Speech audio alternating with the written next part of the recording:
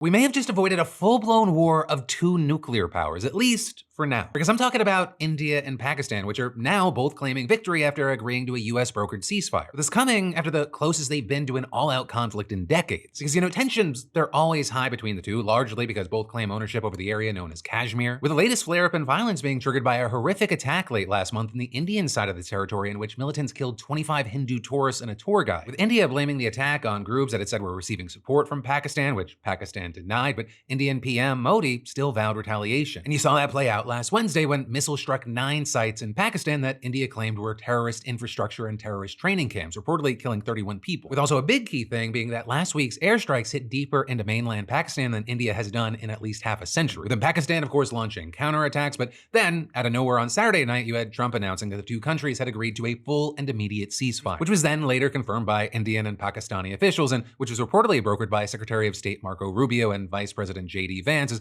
well as direct involvement from Trump himself. This also, notably, after Vance had initially said that the U.S. would not get involved because it was none of our business. But then, according to sources, the administration's attitude shifted after concerns were raised by U.S. intelligence that the conflict posed a risk of escalating into a full nuclear threat. And then with all this, within hours of the announcement, there were fears that it had already fallen apart after firing restarted along the border in Kashmir. But now, a couple days in, even as we're seeing both sides accusing the other of violations, the truce, it appears to be holding, with both sides trying to play it off as a win. Right in India, for example, minutes after the ceasefire went into effect, you had TV channels reportedly describing it as Pakistan surrendering. And that is, on the other side, you had crowds gathering in the streets of the capital to celebrate the prime minister, describing it as military history being achieved by the country's brave army in a spectacular fashion. But in reality, based off of everything that we're seeing, there appears to be no clear winner. Right, at best, the situation is returning to a status quo that was already not all that great. And hitting on that, you had one resident living close to the border telling The Guardian, "The core issue remains unresolved. Soldiers still face each other with weapons and tanks. Today, it was one dispute. Tomorrow, it will be another, and the guns will roar again, trapping civilians like me in the crossfire." But for now, at least, I will say it is definitely good news that this has not spiraled in a full-on war, and while we wait to see what happens,